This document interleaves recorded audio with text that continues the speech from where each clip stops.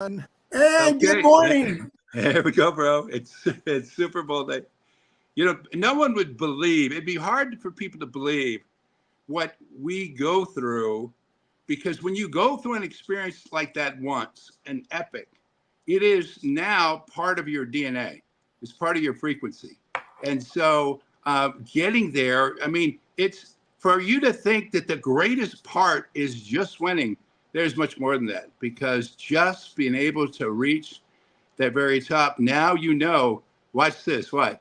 You know the source code to making the impossible happen. And so it's something else, and it really is remarkable what it does to your mindset and your belief system, because you go, whoa, okay, all right. You line up the odds, impossible odds, and you're like, no, it's in us. And so, that's what was necessary for both you and I to take our athletic career and mix it with just the intensity of the intellectual demand at Stanford, and then to launch beyond. So, and we both know very much what it's like this time in the morning on Super Bowl day as a player. What were some of the things that were going through your mind? You know, Uh, I wanted to make sure I got to the stadium on time. okay. And Now, yeah. did you have a couple of buses that would take you, or were you you're with the Raiders? You guys do stuff different. You're allowed to take your own transportation. Yeah. There's different ways. Mr. Davis didn't care whether you got on the bus or whatever way you wanted to get there. Just be in the locker room at, let's see, we kicked off, be in the locker room by 2 hours 12, before the game, or three? probably 3 o'clock. You're right. Two or three, Actually, I would say between 2 and 3 o'clock. 2 or 3 hours before the game. Yeah, Yeah, yeah. And then there's some ball players that like to be there 6 hours before the game. exactly. Yep, Hannah liked to be there 6 hours for the game. Pete Brock liked to be there during that time. Steve Nelson, the linebacker, liked to be there. I like to be there. I like to be there early. That Well, way you're. when you were on the road, did because when you're on the road, they provide buses. Would John Hanna would he take his own? Would he take a cab to the stadium? They had their own arrangements. Yeah, yeah. Yeah. You should see the time that we were in the hotel. Were you in a hotel? We're at the no. We're back in our own stadium, and we had to go take the bus. And Hannah wanted to do something. He said, "Look, I want to go over this with you." And we were watching. We're getting ready to play the Cowboys. And he said, "No, we got to watch this part." I said, "Bro, we need to get on that bus." He said, don't worry. I got a car." Bro, we need to get on that bus. And he goes, "No, we're good. We need to go through." So we're going. It's Randy White, Too Tall, Harvey Martin, right? So we're studying real close and all this stuff. Now watch this. When they do this, you see this. There's going to be a flex right here. Watch this. So we're going over plays. Now we're not looking at our watch, and we don't know, because we're so engrossed in it, that the locker room is empty. And so all of a sudden we look up and go, whoa, the bus is left. They had to hold the plane for us, bro. At one time, I was like, "Bro, you're going to pay my fine. You're going to pay my fine. You're going to pay my fine." He'd go, "Yeah, I'll pay your fine. I'll pay your fine." Boy, that was something else. Well, I didn't. Fortunately, that never happened to me in professional football, but in college, I think you might have remembered they had to hold the plane because I slept in. What? Are you serious? Yep. We were playing, I think it might have been my freshman year, which was your junior year. We were playing the University of Arizona. I think it was in Tucson. And I think I slept in, and they had to hold the plane. Oh, my heavens. Only you, bro. Only you. I think I was concussed the whole No. year, the whole season. I was concussed. No, bro, it takes a lot to be Dot, okay? It takes a lot, okay? And everyone got that. Everyone got that. So when you were down and you were in Tampa for your Super Bowl, right? Yep, we were in Okay, Tampa. Yep. and so now you get there, get to the stadium, right? And even though you're not dressing out for the for the game, right? Bro, you know, any second if they go, bro, we got an injury, you got to get in there. How fast would it take you to get dressed? Oh yeah. I mean, I was, I practiced with the team and did I was in there, they had me going, and you're right. I wonder if they could have taken me off the injured list, and I would have suited up like that. Yeah. That. Yeah. Oh yeah, I would. And I mean, in order to play American football back in the day and today too, I mean, it's the same game.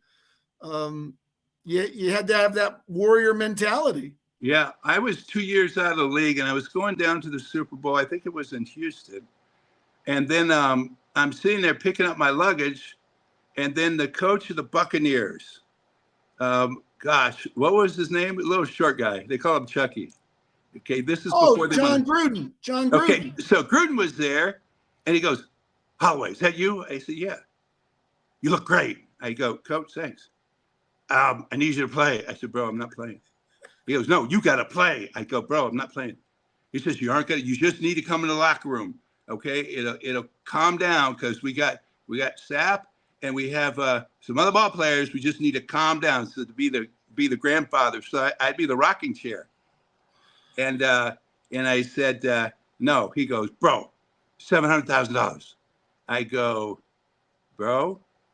He says, "How long will it take you to get in shape? How long?" I said, "I'm all pro. It takes as long as it takes me to put the pads on." He goes, "You got to do it. You got to do it." And, but, I needed to be dad. My commitment was 1,000% dad, Yep. So, Well, that's the most important. You and I are not here and I want to dedicate this portion of Champions on the Dot with Brian Holloway, pregame Super Bowl 58. And I want to dedicate this to my father, who I would not have played American football for my dad. And Brian, you had a great father as well. yeah, I think, we look back on, in addition to that, all the different people and leaders in our life and moments that said, had it not been for them, I'd have never made it. I mean, Andy Geiger, had it not been for them, I wouldn't have got there. Because when I got there, he said to me, when he took over as athletic director at Stanford, he said, "What can we do? What can we do here?" I said, "We have no weight room. How can you have no weight room for the team? That doesn't make any sense. You want us to compete with USC, UCLA? There's no way we could do that." And then, well, we have a weight room here. I said, "It's mixed with the other students. Okay, can't do it because you can't sit there and have that frequency like at this level because that's not the space when you do a mixed weight room like that. And plus, you have to wait around for them to get off the way. Are you kidding me? You had to wait. You can't wait. When you got your heavyweights ready to go lift, you need to have plenty of equipment and you need to have an atmosphere. And people don't understand that when you have that atmosphere in the weight room, it's not just the weights, it's a frequency and an energy that pulls out that stuff deep inside us, stuff we don't even know, and it's vital to be able to push your body to extreme limits, but also it's vital to being able to navigate and mitigate the pain. So because of that strength and power, you could literally turn the pain off. In other words, the only thing I can compare it to, and there's no man that has this kind of strength, is when women give birth. Okay, I want to make it very clear right now. There's no man on this planet that could do that. There is no man on this planet that could withstand that. But the closest thing to that is a milestone that was really important to be able to turn off the pain or to manage it in some way, if that makes any sense at all. It does. I mean, I'll never forget my first week in El Segundo. and I met one of my running back heroes, Greg Pruitt. Wow. Okay. Wow. And Greg, we went out to lunch before practice, and Greg said, Soupy, that was my nickname, Soupy. Soupy, you'll never be 100% playing. Yeah. Oh, that's a big word. That's a wise word. Yep. There's no way. Nope. No. Bro, and it was wild getting out there to the Raiders. You know, you're looking for lunch, and they had a lunch truck pull up, or you had to go pack your own lunch. And I would make some lunches and get a couple of brown lunch bags, bring in, and I just couldn't even believe I was doing this. And then Bo Jackson, who had just came in, he'd locker next to me, and I looked. I said, "Where's my lunch?" I made a couple of chicken salad sandwiches or something. And I said, "Bro, where's my lunch?" He said, "Don't look at me." And when he said that, a piece of chicken salad popped out of his mouth. I go, "Right, bro, right." He goes, "Big dog, you and me, bro. You and me, bro. You got me, bro." I said, "Next time I'm pack more." He goes, "That'd be a good idea." You know? There was a I don't know if you remember at El Segundo, the junior high school that we worked. I remember everything. Do you remember? I'm a left tackle. Do you remember when you pulled out of the parking? When you pulled out of the parking? I remember everything. Okay. When you pulled out of the parking lot. Remember Run? Oh, of course. Run had 3 Super Bowl rings. Yeah, he did. 3 of these. Yeah, he did. And do you know how he got his nickname, Run? Tell me. This must have been in the 60s, probably when John Madden just took over, the late 60s, early 80s. In Oakland, they were the Oakland Raiders, and there was a roller derby team in the Bay Area called the Bay Area Bombers. Right. And they had a bomber named Run Jones. Okay. And the reason his nickname was Run Jones is he could actually run on the roller skates. Yeah. He wasn't skating, he would run. That sounds like him. And that's how he got his nickname, because he was on the Bay Area Bombers. And he would sit there. He made his home right out there in the equipment room. And then he would sit there and get on the field, and he'd run and get anything you need. He was the best. And what an icon. And he also served in our military. He was I believe he served in Korea. Wow. Or maybe, in between Korea and Vietnam. Yeah. Wow. Just interesting stuff, bro. Yeah. So, but anyway, I remember coming out of here's an interesting story. Wait a minute. It's Super Bowl? Well, it's our Super Bowl year. Okay.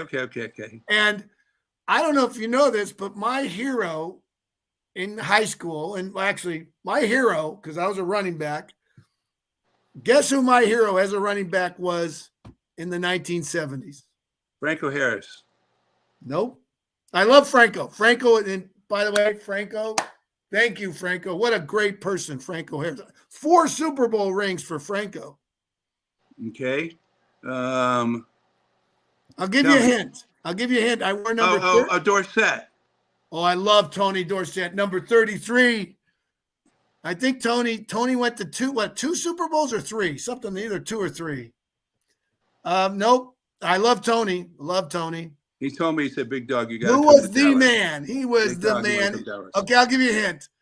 Remember the ABC Superstars? What? Remember the Superstars, where all the great athletes, ABC, the Superstars, and they would do it in Hawaii and Anyway, okay. He ran. You get this. He ran through the airport doing a commercial. Oh, OJ, yeah. Oh gosh, yeah. He was my hero. I wore number 32.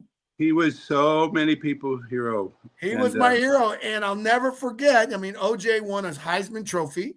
Yeah, he did. From USC, the University of Southern California, and my teammate and your teammate, Marcus Allen, won a Heisman Trophy, and I'll never forget.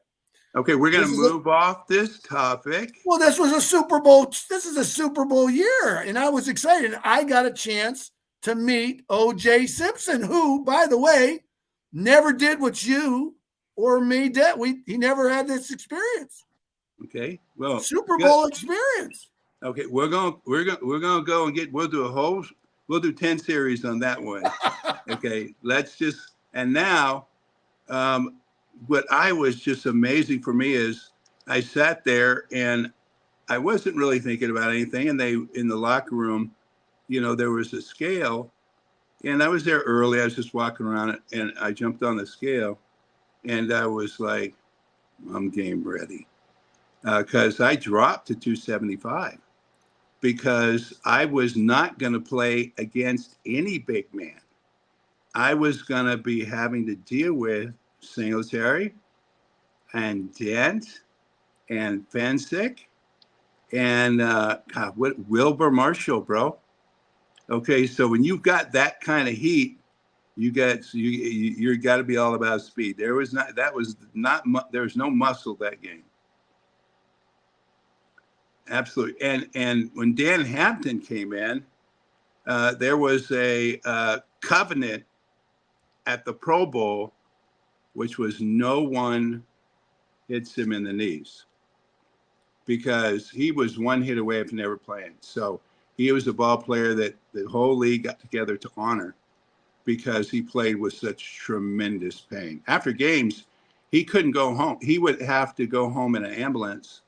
And then once he got in bed, he would crawl to get to some place, and an ambulance would come pick him up in the morning and take him back in for all kinds of tremendous therapy and pain mitigation and so forth. That was something else. But that was the nature of a Chicago Bear. That's what he took tremendous pride in. Well, so, Brian, I'm looking here at when you advanced to that championship season in 1980, it was the Super Bowl 20, and it was played on January 26th. That's when they played Super Bowls in January. Yeah, back in the day. Yeah, back in the day, and we lost the first game of the seasons, so we were like, Raymond Berry is not making the play calling anymore. We took over the play calling. And so we call it, and we were able to install exactly what Walsh did. We called the plays in real time, where all the linemen or any person on the field who saw an opening or a break, they had the ability to check the quarterback. And all of a sudden we started moving down the field. That was really exciting. But the ball players knew, when you see something, you see someone out there who's limping a little bit, someone who's not really paying attention, or someone who's got a stomach flu. It's one of those things. So Bosworth, I couldn't believe when I played against him, he lined up against me, was taking me on. Well, he's only 250, 240, and I'm sitting there storming out at 320. And I was waiting for him to sit there and move and shift. And because he tried to take me on, I knew he was injured. So I kept just pounding him because I knew it wouldn't be long. And as soon as I saw the eyes drop, that would guarantee there's compression in the spine, and he would lose some of his arm strength. So I told Bo, I said, when you go through that hole, you put your head right down on that shoulder. He won't be able to pick his shoulders up. So that's some football stuff. That was my last Monday night game. How about that? Wow. Well, that year that you played in the Super Bowl, right, Brian, two of the greatest players in Super Bowl history you played against, Mike Singletary and Richard Dent. Mike Singletary and Richard Dent. What was it like to prepare for those two players? Well, it's funny because we know all those. You know them because you're all in the Pro Bowl together, so you know each other. But Mike Singletary, what very people didn't know is, he was one of those guys that would wear almost like these things called 2 shoulder pads, because he was so small, but he was so aggressive. And what he would do, he would line up in many different places and do series of fake, like he's going to fake blitz. So it would throw your calls off. So that's what made it tremendously complicated. And he tempted you because with the defense they had, if you could get a pass off over his head, it's an instant touchdown. And so it was a bait offense, and but they blitzed on every play. They had a series of stunts that was incredible. They have tremendous levels of false reads, but by far one of the greatest players that ever lived, one of the smartest too, and one of the most deep compassion for everything else beyond football. So that was incredible, and then you have Fridge in there, and Fridge is just disruptive stuff. Now you're not going to move Fridge anywhere. There is no one that is going to move that man. Okay, so all you could do was position him out of the way, or somehow use his weight to just gain some leverage, do some ninja judo stuff on him. But one thing about him is he was getting that McDonald's money, so he wasn't going to be like, he's not going to be able to go 10 plays. You know, there's some big guys on defense back in those days that didn't have that kind of conditioning in them to go, you know, go down on a 12-minute drive. You know, they got to get off the field and breather. Alzado, God bless him. You know, he rushed the passer 2 or 3 times super hard, and he had to go to the sideline, catch his breath. But Richard Dent was very, very talented, and he was one of those players, and you'll understand this. He was one of those high-waisted, so long legs, right? And so that creates a lot of different difficulties, because the whole engineering of blocking someone like that is thrown off.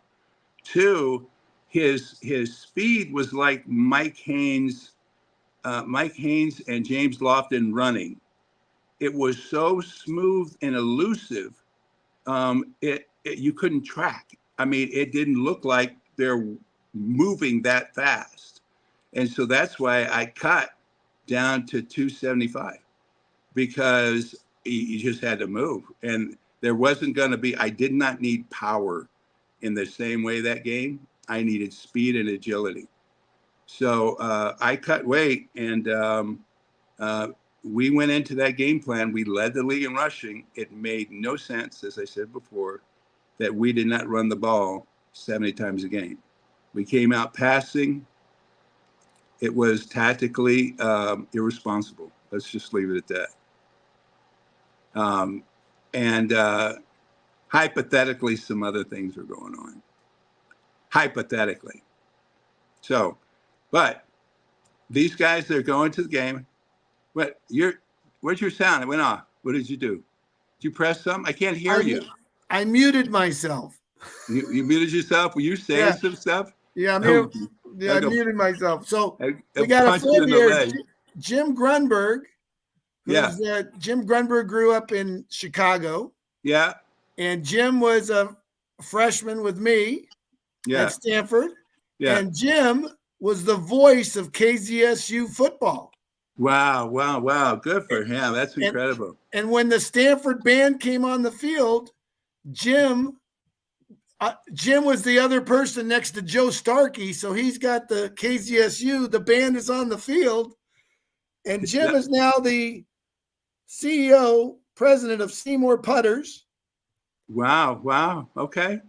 And Seymour Putters is a great putter. Did you play golf, Brian? Bro, okay. That is not big man stuff, okay? I was at a celebrity golf tournament, and they said, you're going to golf with these people, and they paid us. I think it was like 25 grand or something. And so the guy I was golfing with, he says, okay, what's your handicap? I says, I don't know. I don't have a handicap. So you don't have a handicap. Come on, get up there and swing and all that stuff. And he said, why are you here if you don't go? I said, because I was paid 25 grand to golf with you. And so get up there and go hit the ball. And so I went up there, took a swing. He goes, you're terrible. You need to take some of that money and get some golf lessons. We'll never win. And I turned around and started walking back. And Bradshaw was like, big dog, don't blow. Big dog gonna blow. Theismann like, big dog gonna blow. He gonna blow. And Howie Law was like, yeah, he gonna blow. He gonna blow. And I went over to him. Anyway, he didn't know what to expect. I grabbed his golf club, and he was like, I wasn't going to hit him. I snapped him, and he was like, and I grabbed each one and snapped them all, and then walked off the course. And everybody was like, "You gotta watch this! You gotta watch this, Holloway! Holloway, what are you doing?" And so, bro, I had no idea golf clubs were that expensive. I had no idea. Well, And there's a saying in golf. There's a saying in golf. You drive for show and you putt for dough.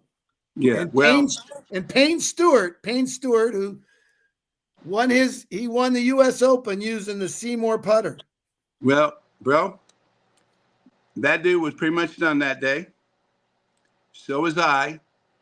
And at the award banquet, okay, he was the most recognized person that got welcomed to the NFL. So he wanted, everybody wanted to talk to him. Boy, I remember that day well.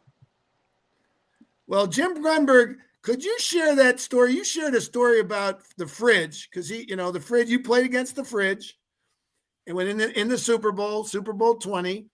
And they back then, and they do today, you were saying that they fined the fridge. Remember that story you shared with me about his fines? Well, they fine you for what they call conduct detrimental. Like, I went out and I'd get up early in the morning and I would go get some coffee. And then I would come back. And then one week I noticed I had a fine for $15,000. I said, "What's this for?" "We caught you coming back in at 4:00 in the morning, Holloway." I said, "Have you lost your cotton picking mind?" That's when I leave camp to go get coffee. There's no place to get coffee. I get up at 3:30. I do 3 hours of film study before practice. And you need to check yourself. And they were like, "Yeah, we believe that." And as soon as they did, they were like, well, they still found that hard to believe. And then a couple weeks later, I got another fine. I said, "What is this fine for?" "Well, we went by and bed checked. It was 9:00 and you were asleep." I said, "That's when I go to bed." They said, "No one, athlete, first rounder in the pros, star, goes to bed at 9:00. I said, "I don't know who you've been talking to. I'm a son of a military officer. I go to bed at 9:00 in the morning because I launched this thing." And when it took them a while, they go, "That's what he does do that." So that was an adjustment. But my story is not nearly as interesting as Fridge. And of course, he was, in college, he played it at 285, 295. He could really run. He was also a fullback in his day. And so he got up there and everybody was just sensationalized by this man and giving him the ball. And that was as a result of the long feud between him and Bill Walsh. It was against the 49ers. And so now that he was able to go in and play that position, sometimes it was fake. Press and media was everywhere. It was a hysteria back then. No one had seen it before. And it was exciting because that's when the league was changing, because all of a sudden one player can get the media of the world. And so many of the players on the Chicago team did. Well, he kept getting fined because his playing weight was 315 pounds. And that was about right. The guy was super strong. He could squat 1,000 pounds, bro. It was crazy. But he was getting paid by the advertisers. He had many, many contracts by McDonald's. $500,000 to be over 400 pounds. He said, "Holloway, you got too many brains. At Stanford, you got too many brains. Okay, this is real world stuff, bro. Okay, they offer me $500,000 to be over 400 pounds. I'm gonna be over 400 pounds. I'm gonna make me some money." And so it was one of those spectacular, like, is this even possible? But yes, it was. It was incredible. The iconic career he had and the kind of stuff that he was doing in the world that he lived in. It was much different than mine, I'll tell you that for sure. Yeah, when they gave him the ball, I remember when they would give him the football and he would try to get that ball over the goal line. Well, you couldn't stop him. You couldn't, not one, no two person could stop, and you can't let them get that second step. But that was basically a provocateur, So that's what Ditka liked to do about that. But that was a fantastic team, and in that game, getting ready, going to the stadium, I'm like, who was the rifleman? What's his name? Back in the day, that old TV show, Chuck what? Chuck Connors. Yeah, so Chuck Connors was there in the tunnel. I was like, that whoa. And then I saw Jesse Jackson was in the tunnel. I walked by, and I'm like, is that? So that was interesting. And then, oh gosh, it'll come to me as some of the other people. Natalie Wood. Yeah, Natalie Wood. Yeah. So it was like, whoa, I couldn't believe it. It was just seeing him. Wayne Newton. And I was like, what? I didn't get it, but they came out. It was really incredible. I got to meet when our Super Bowl 18. We're 2 years before your Super Bowl, and I got to meet another one of my heroes. And I remember looking at his hands, and his hands were like mangled. He was a quarterback, and he was the Tom Brady, Peyton Manning of the 50s and the 60s. Johnny Unitas. Oh, right. Johnny Unitas to Ray Berry. And what a gentleman. What a nice guy, Johnny Unitas. Had a chance really. to meet, So he was my, he's my celebrity. I loved the Johnny Unitas. And then I think yesterday when we had our, had you on the dot yesterday, champions on the dot, by the way, got the chance to meet Sweetness, Walter Payton.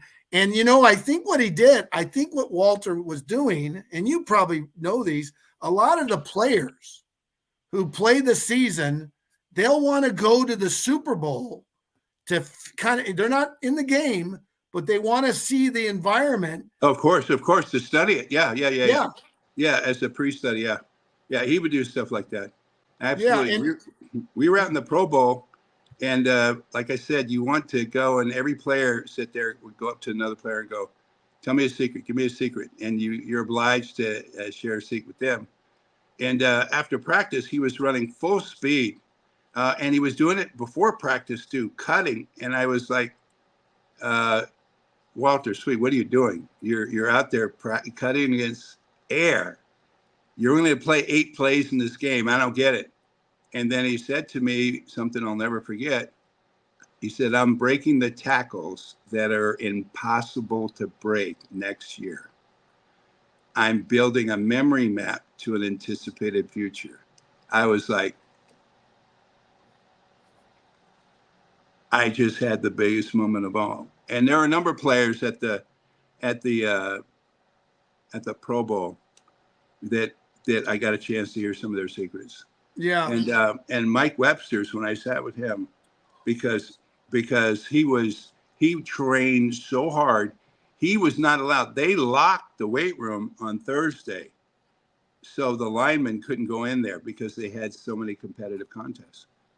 And I said, I had to ask him, how do you tape up your hands? Because for an offensive lineman, it's absolutely critical. And he sat there and spent an hour showing me how he taped his hands. Because you want to be able to have all the strength in your hands, but he had a way of taping it so all the tendons in his hand, every one of them, was supported. And there was no tape in here. Nothing interfered with that. And his hands were like freaking vice grips. He had tremendous hand strength anyway. But I sat there and I just watched. I said, that is absolutely incredible. So all that stuff.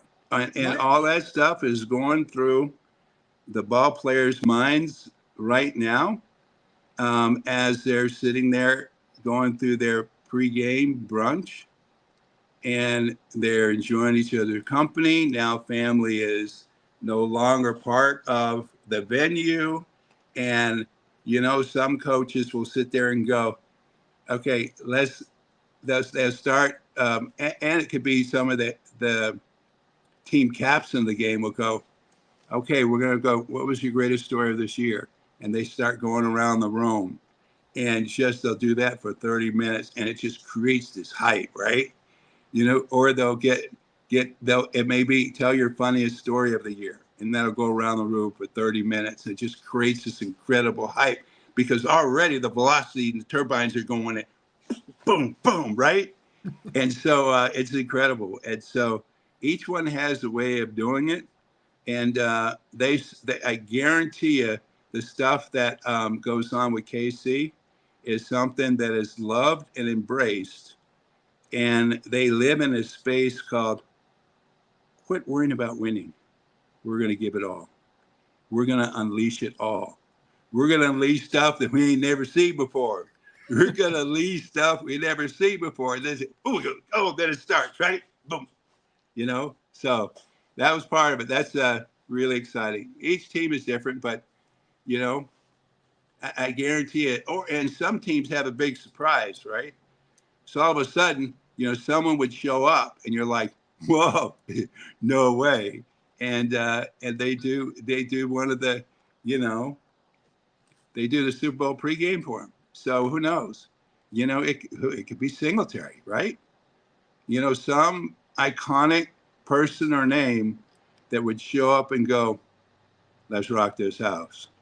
Let's rock this house. Let's rock this house. Let's rock this house. It could be, Arnold, right? Schwarzenegger show up.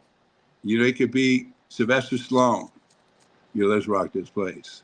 Rock this place. Or it could be, some other funny wrestler. This is our house. This is what we will do. Some way to just break a little bit of the tension and bring the humor and fun. But absolutely.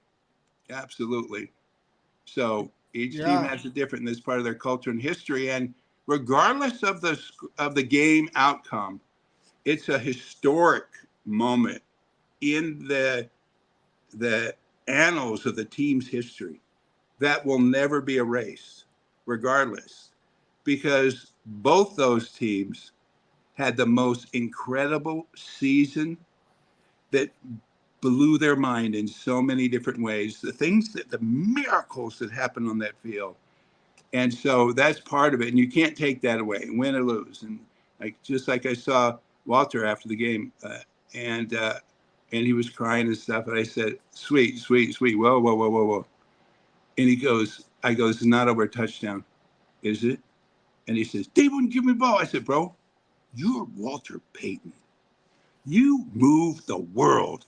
There is no one. You are a legacy you built this whole thing.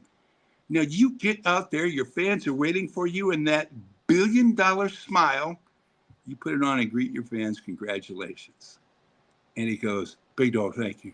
That big dog, thank you. That helped. He was smiling. And then he was like, why are you smiling? You lost. I said, bro, other than those 3 hours, our seasons were identical, G. Our seasons were identical. The greatest seasons of our life. Are you kidding me? Nothing can take that away. Nothing. Yeah. So, yeah. Well, that season, I'm just looking at that season, 1985 NFL season. You did more than the Chicago Bears. The New England Patriots, you were the first New England Patriot team to make it to the Super Bowl. And we kicked the door in, G. You kicked the door in for Tom Brady. For Tom Brady to win his 6 Super Bowl rings with New England, you did it. And I'm looking here. You came into the playoffs as a wild card team. You beat the Jets December 28th in Giant Stadium. So you played them. It was an away game. You beat them 26-14. Flacco and Gastineau. Those are some big names there, bro. And then you came to the Los Angeles Coliseum January 5th to play the Raiders. Yeah. Play the Raiders. And you beat the Raiders 27-20 in the Los Angeles Memorial Coliseum.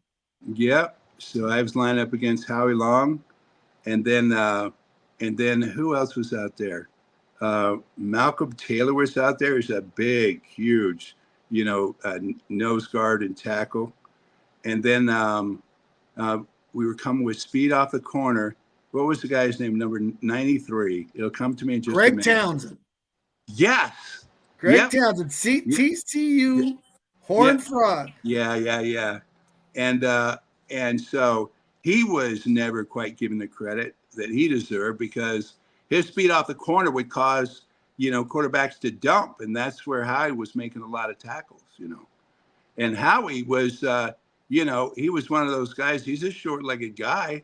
And the short-legged guys are the ones, and the same with Joe Green. The short-legged guys are like trying to knock over a pyramid. Okay, you can't. They're so low to the ground, so very difficult. So you always had to pay attention with them because they're hard to knock over, and they will get you by changing directions and getting you off balance. So, and he was a great grandmaster at that. Boy, did he study! Boy, did he work out! And he knew he always had his playing weight. I think his playing weight was 265. But he would never take you on straight up. He would always. He was very smart and very crafty. I remember my first contact in a live scrimmage. This was at the Rancho Tropicana, our Super Bowl year, and they gave me the ball, and I learned what it was like to get a forearm shiver by Howie Long. He hit me with this is called, for the folks that are listening, this is called a forearm shiver. And he went like this, and it got under my chin, and I thought my head was back there. And as I gathered my, I felt like I was dazed and confused. And Howie said, "Welcome to the National Football League, rookie." Yeah. Yeah. There are a lot of those moments. And what's exciting about the Super Bowl, there's some players that are, getting ready and maybe they don't have their super hype on. They're just like, okay, let's go. And they don't have any idea that they're going to make one of the greatest moments and plays of their life, and because you don't know when it's going to come and you don't know who's going to do it. But the fact is, it is going to happen. You'll see some stuff that will blow your mind. I will tell you, anyone watching this game, you're going to see stuff never imagined, and it will be fast, and it will be a surprise, and it will be exciting, and it will be tremendous, exciting peril, and there'll be mind-blowing moments. And it's one of those where you if you're in the stadium, you'd stand up the entire game. I guarantee you. One of the keys is, I'll tell you this for sure, the quarterback that gets the ball off under 3 seconds is going to create tremendous advantage. When you can get a quarterback to get the ball off in 2.5, incredible. Marino can get the ball off in 1.9. You didn't really have to block people. And then there was called the no-look pass, where Montana and Jerry Rice were practicing in the Pro Bowl. And it's when he was dropping back, and Montana would have his eyes closed, and he'd throw to a point on the field in a spot, because that would allow him to get a ball off in sub 0.9. And that's, if you can get a ball off in 0.4, no one had to block anybody. The ball was going too fast. And they were practicing that as a simple down and out. Jerry Rice was too. And he was catching them all. They were perfectly thrown. And the last three, Jerry Rice dropped. I was like, how does Jerry Rice? There's something going on. You need to ask, because that ain't in the source code. And those were the plays where he had his eyes closed. He was practicing catching a ball that he knew exactly where it would be. And there's only one quarterback. They were not able to master it. Only one quarterback has. Number 12. Number 12? Yeah. Yep. The GOAT. Oh, Tom Brady. Yep. So that's how he could get the ball off so quick to all those little shorties out there. Well, this is interesting. Tom Brady has 7 Super Bowl rings. Sure. Dan Marino, who got the ball off, tremendous quickness release, 0 Super Bowl rings. Why is that? He didn't have the surrounding people. The defense was, I forget the name they call them, but, they were slow. and they weren't weight room guys. So you could just punch them around the field. They were, again, that's a result of having a defensive coordinator that says, this is how we do it. And so I'm guessing because it made no sense, the defenses they would run, and it made no sense, the conditions of the ball players. I was like, are you kidding me? Well, after you beat the Raiders in 1985, as you advanced through the playoffs, the final game, the AFC Championship game before you went to the Louisiana Superdome to face the Bears for the Super Bowl, you faced the Miami Dolphins. You faced, yeah. Hold on. And we lost to them, 4 weeks earlier in a dramatic game. And I was like, this is not going to happen again. So I'm in the locker room out in LA and, huffing and puffing, emotional and tears and hugging everybody and stuff. And some media, you know how the media are, they come and they'll stick a camera in your face right now in a moment. And you're like, this is a private, intimate moment, And, one of the reporters says, now you're going back to Miami after they beat you 4 weeks ago. It's just one of those, it just raises the hair on the back of your neck, and you have to do everything not to let the triggers, because they triggered everything. I'm walking off the field. That is a very dangerous thing for him to do. And I said, we will rip down the Orange Bowl brick by brick, and we will destroy them. And I don't know where that came from. I have no idea where that came from. But I was just like, it was one of the ways to like, get out of here. And so I know you played them. You played them in the Orange Bowl, January 12th, 1985, 1986, January 12th, 1986. And you played the Dolphins at their home field. You went down, New England went down. Bro, wait. So we go back, and of course, no one's sleeping, right? So we fly after the Raiders game. We fly all night long, and let's see. And then we fly into this Green Airport, was in Rhode Island at the time. We didn't fly into Logan. They would fly into Green. And so people stood up the entire time in the plane. Everybody was talking. And, you don't want any of that pain to start chasing you down. And we took off. And before you knew it, like, you're not even finished conversations. We're getting ready to land at Green Airport. Please, everybody, get into your seat. We're going to have to circle the airport a little bit because there's 150,000 fans covering the airport landing. And so it took all the police officers and security and to go and get people off the runway.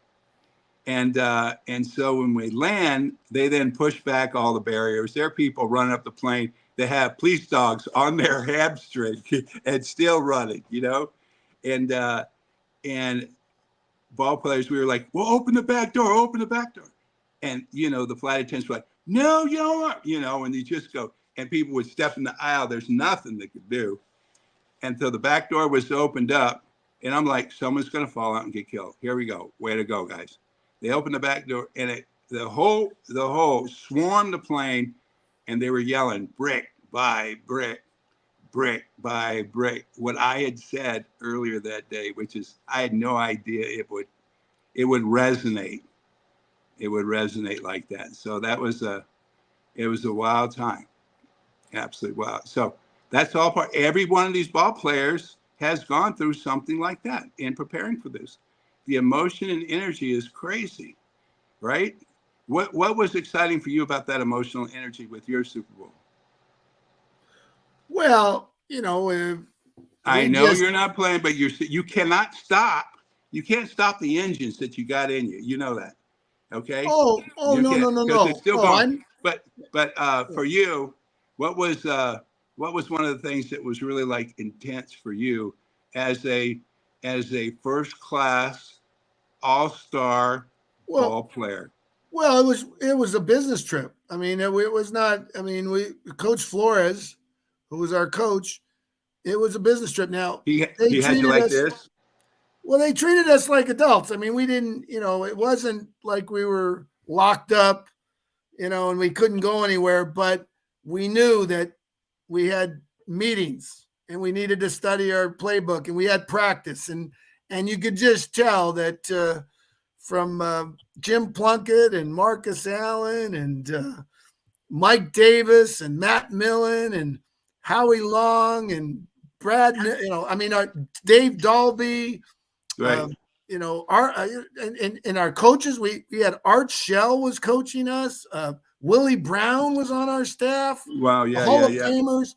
I never forget Willie Brown, right? Because they gave me number 24, the same number I wore in college, and I'll never forget Willie Brown saying, "Hey, you're wearing my number, so you better make sure you wear it with pride." So, Yeah, buddy. yeah, Right. buddy. But no, it was just, and the other thing I learned, and the reason we were Super Bowl champions is Mr. Davis and the organization. There were no superstars, even though we had superstars. Right. Right. Right. We as players, they treated us all. They treated Mike Dotterer the same as they treated Marcus Allen. There was That's fantastic. Yeah.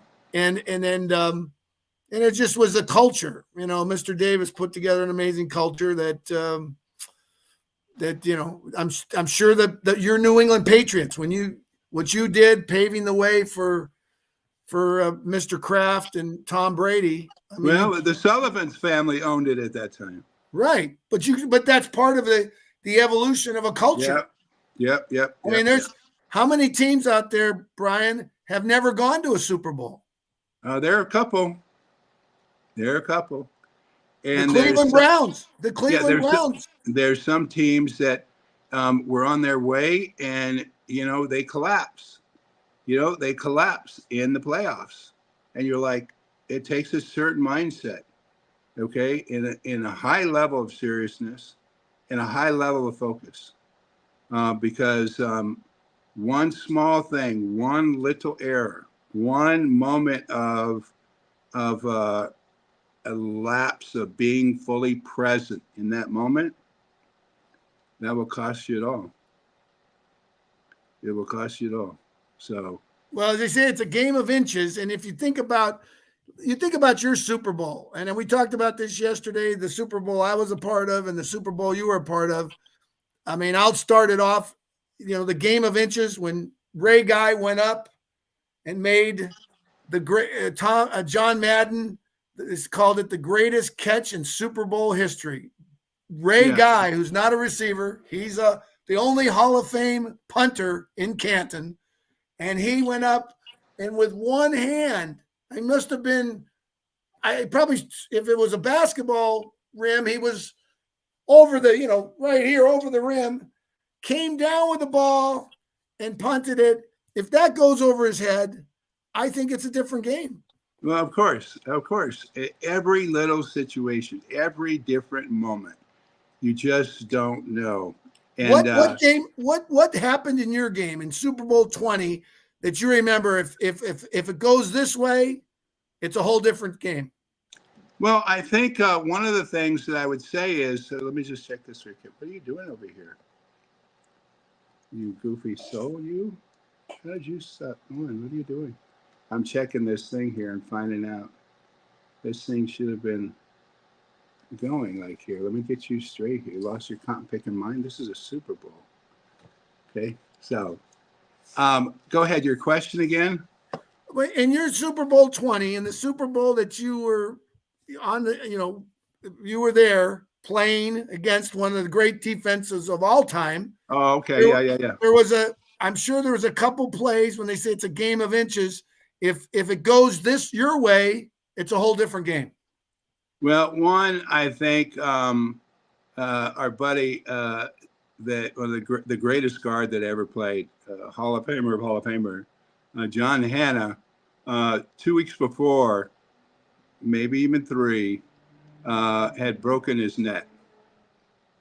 And so he was not playing. And then for the Super Bowl, he said, I will be playing at the Super Bowl. And I'm like, John, one hit and you're dead, bro. And his answer was, what a way to die on the 50-yard line of the Super Bowl. I'm like, John, what are you thinking? So that was an interesting thing about the game, and he decided to play. And he couldn't take a hit to the head, so that affected us. And so had that not happened, would it change the game? Possibly. And then we had one of our great go-to tight ends. We used 3 tight ends to create disruption in the defense. And then one of the lead tight ends went out and caught this brilliant ball out of bounds and tore an ACL. So he was out of the game. So that took away a lot of the series of that. And then, Tony Eason had a flu. And he had fluids coming out both ends suddenly. And so that was very impactful in terms of play selection. That was a problem. And also, let's see. And of course, the play selection. We led the league in rushing. We could sit there and carry the ball and keep it 48 minutes. That means the offense will be on the field for 12 minutes. And we did that many times during the season, and just going down 4 yards here, 4 yards there, 4 yards there, count a tray here, pass that back to here, slant 37, slant 22, halfback pass in the flat, fake reverse, throw to the flat, not going deep, just like slightly down the field, not going for the strike, even though it was there, just chewing up the clock. And that would have been a much better game plan to have that game, instead of deciding you're going to throw the ball 57 times against a defense that no one knew how to crack that code yet, how to block the 46. Bill Walsh is the one that discovered how to crack the code. But it took 3 years, Well, another side trivia, because you mentioned that's Buddy Ryan, bro. That's Buddy Ryan. Buddy Ryan. Whoa, what a great coach Buddy Ryan was. Yeah. What a great coach. Yeah, and boy, let me tell you something. Buddy Ryan and Ditka made sure that they were never in the same room at the same time. Well, that's why I love you, Brian. That's why I love you, Brian, because we can be in the same room as long as I don't talk too much. Well, when it's time to get ready, as it winds down to the game, it's like, okay. Well, we got 2 minutes before our 1 hour kickoff. We got 58 minutes. You just want to mention here, you mentioned John Hannah. Sure. And I think this might be a little Super Bowl trivia. John Hannah's brother, Charlie Hannah, was were fighters their whole life. Charlie was on our team. Charlie is an absolute opposite of John. Fun, talkative, good-looking guy, prankster. He would get his brother mad and just run. He could outrun him and piss him off. And that kind of brother. And to this very day, he said he puts that ring in front of John the whole time, and it still burns his brother up. There's the ring. It's like brothers, right? It's like the Mannings. There's the ring. Yep. That's what they're playing for tonight. Yep, absolutely. And show the fans your ring, Brian. Let's see. How do I do this? There, you got to pull it back a little. Now, tell us about that ring. That's a huge ring. What is that ring? So this is the AFC Championship ring. Right. So there's the Super Bowl. So all the audience knows there is a team that wins. So Chicago Bears won the NFC Championship. We won the AFC Championship. And then when the Super Bowl is declared and the winner will get a world championship ring, and the runner-up will get an AFC or an NFC championship ring. So we all get rings. So, and receive with great meaning. With great meaning. Are we in countdown? Yeah, well, it's just to get to a Super Bowl. As I said, you went from wild card all the way to the Super Bowl, It was and just astonishing. it's astonishing. Yeah, mind blowing. mind-blowing. And then stuff like you change your phone number because of so many calls. You don't let your children go to school because you got to protect them. You back in those days, you just order food in from restaurants, because you couldn't leave your house. You never went out into the evening and out to go and hang out or party because it was too risky. Now, that's how the offensive line responds to stuff like that. I guarantee you the defensive line didn't. I guarantee you those wild folks out there, the receivers, and, they were downtown.